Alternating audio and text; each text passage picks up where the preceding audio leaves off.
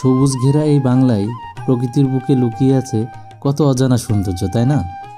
দিগন্ত বিস্তৃত জলরাশি, যেদিকে চোখ যায় শুধু ফসলের ক্ষেত, যেখানে আকাশ এসে মিলিত হয় মাটির সাথে। এই দৃশ্যগুলো আনন্দিত করে না এমন মানুষ হয়তো খুঁজে পাওয়া যাবে না। আমরা এসেছি সেরকমই একটা সৌন্দর্য জায়গায়, যা আপনাদেরকে দেখাতে চলেছি। জায়গাটি ঝিনাইদহ জেলার কালীগঞ্জ উপজেলার ফুরসুন্দি ইউনিয়নের নাটোপাড়া বিল, যা স্থানীয়ভাবে বামনাইল বিল নামেও পরিচিত। এলাকাটি অত্যন্ত কৃষি নির্ভর একটি অঞ্চল। মানুষের কাছে এই বিলটি শুধু জলাধারই নয়, এটি জীবন ও জীবিকার প্রধান উৎস। বর্ষায় এর রূপ দেখলে মনে হয় যেন এক বিশাল হাওর। আজকের এই ভিডিওতে আমরা দেখব এই বিলের সুন্দর কিছু স্থান, এর সাথে জড়িত থাকা মানুষের জীবন এবং এর বর্তমান অবস্থা। যখন ভিডিও ধারণ করি তখন নভেম্বর মাস।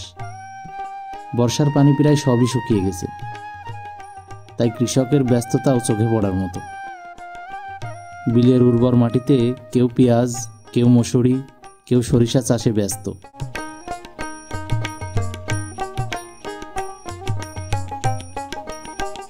স্থানীয় এক কাকিমা আমাদেরকে বিলের ভরা মৌসুমের গল্প শোনাচ্ছিল।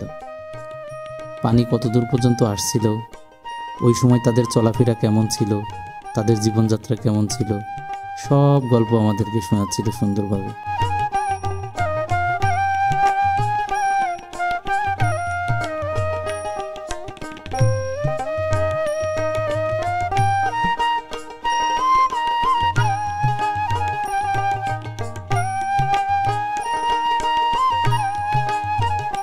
পানি নেমে গেলেও বিলের বেশ কিছু খানা গর্তে প্রচুর মাছ। ছোট ছোট বাচ্চারা অতি আনন্দের সাথে মাছগুলো ধরছিল। ওদেরকে দেখে ছোটবেলার কথা খুব মনে পড়ছিল।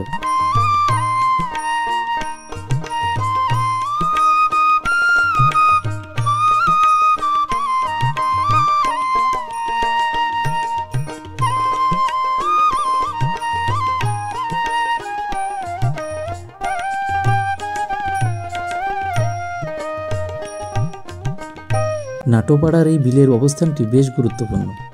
এটি ঝিনাইদহ সদর, কালীগঞ্জ, যশোর এবং মাগুরা জেলার সীমান্ত এলাকার মাঝামাঝি অবস্থিত। প্রায় 5 কিলোমিটার দীর্ঘ এবং 3 কিলোমিটার প্রস্থের এই জলাভূমি মূলত পার্শ্ববর্তী বামনাইল গ্রামের নামে পরিচিত হলেও নিকটবর্তী নাটোপাড়া গ্রামের কারণেই এর খ্যাতি। এই বিলের পাশ দিয়ে বয়ে গেছে ঐতিহাসিক বেগমতী নদী। এছাড়া ফটকি নদী এবং বেগমতী নদীর মিলনস্থলও এই একই জায়গায়, এবং এই নদী এর জলপ্রবাহকে গতিময় করে রাখে। বর্ষাকালে নদী দুটির উপচে পড়া জলই বিলটি ভরে ওঠে, আর শুষ্ক মৌসুমে সেই জল ধীরে ধীরে কমে যায়। প্রকৃতির এই চক্রই বিলের পরিবেশকে সজীব রাখে।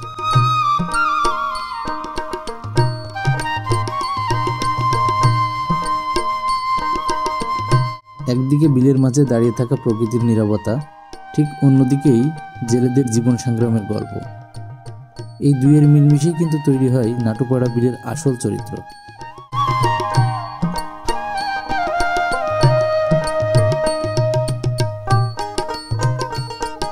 বিলের আশপাশের মানুষের জীবন এই বিলকে ঘিরেই আবর্তিত। কৃষিকাজের পাশাপাশি মৎস্য শিকার এখানকার প্রধান পেশা।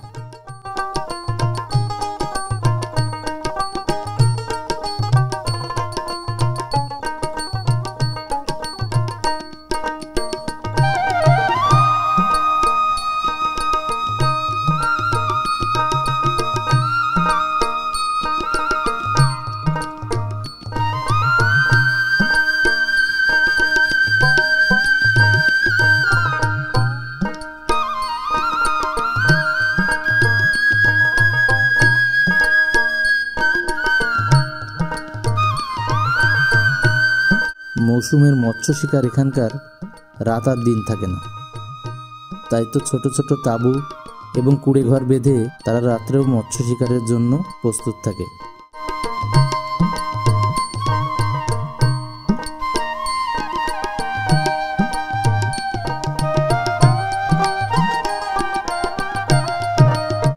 বড়শি দিয়ে মাছ ধরার আনন্দটা একটু অন্যরকম।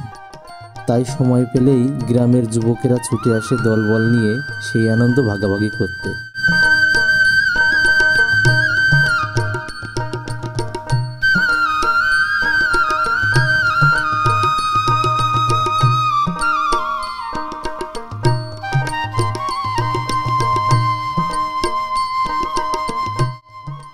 বিলের পানিতে নৌকা বা শাপলা নিয়ে ছোটদের খেলা করার দৃশ্য আমাদের শৈশবের স্মৃতিকে নাড়া দেয়।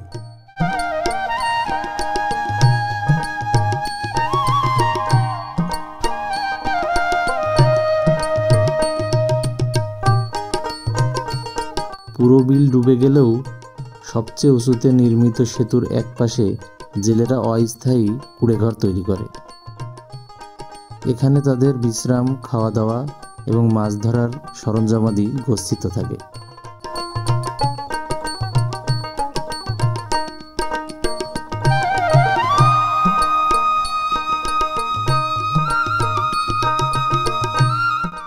মাছ ধরার আগে জেলে সর্দার তার প্রস্তুতি সেরে নিচ্ছে।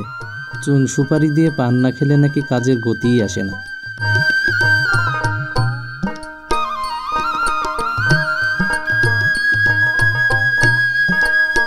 দলবদ্ধভাবে মাছ শিকারের এই পদ্ধতি অনেক পুরাতন। এই পদ্ধতিতে একদিকে যেমন পরিশ্রম কম হয়, অন্যদিকে মাছের পরিমাণও পাওয়া যায় অনেক বেশি।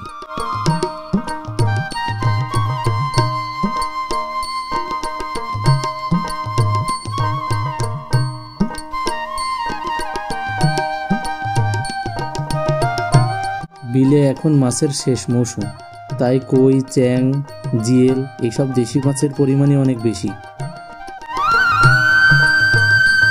এই জাতীয় মাছগুলো অল্প পানিতেও দীর্ঘ সময় বেঁচে থাকতে পারে, তাই কাদা জাতীয় পানিতে এই মাছগুলোর পরিমাণই এখন বেশি পাওয়া যাচ্ছে।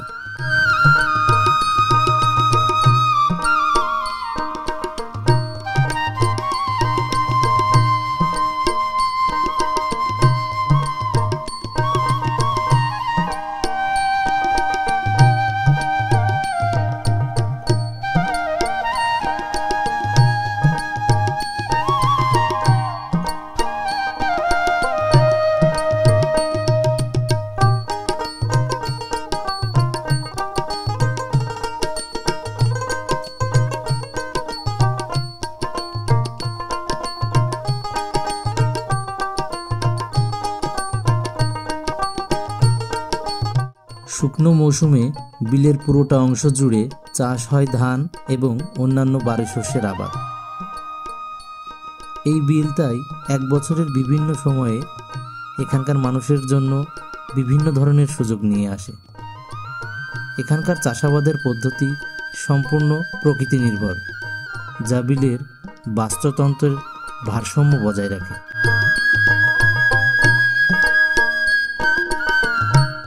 নাটোপাড়ার এই বিল গ্রামবাসীর জন্য এক আদর্শের নাম, আর ঝিনাইদহের মানুষের হৃদয়ের একটি অংশ, যা তাদের সংস্কৃতি এবং জীবনকে ধরে রেখেছে।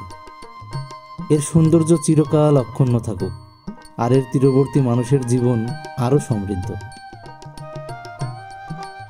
প্রকৃতির এই দানকে রক্ষা করা আমাদের সকলের দায়িত্ব।